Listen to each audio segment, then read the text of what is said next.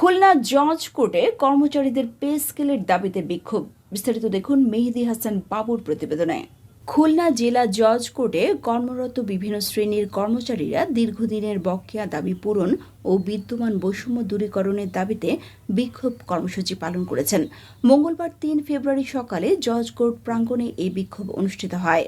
বিক্ষোভে অংশ নেওয়া কর্মচারীরা জানান, সুপ্রিম কোর্টের অধীন বিচার বিভাগীয় কর্মচারীদের জন্য পৃথক ও যুগোপযোগী পে স্কেল বাস্তবায়নের দাবি দীর্ঘদিনের হলেও তা এখনও কার্যকর হয়নি।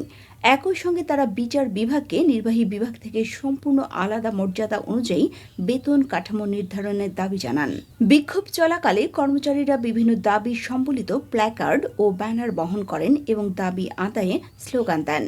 এতে করে কিছু সময়ের জন্য আদালতের বিচারিক কার্যক্রমে বিঘ্ন ঘটে। কর্মচারীরা আরও বলেন, দাবি আদায়ে কর্তৃপক্ষ দ্রুত কার্যকর পদক্ষেপ না নিলে ভবিষ্যতে কঠোর কর্মসূচির ঘোষণা দেওয়া হবে। তবে কর্মসূচিটি শান্তিপূর্ণভাবে শেষ হয়।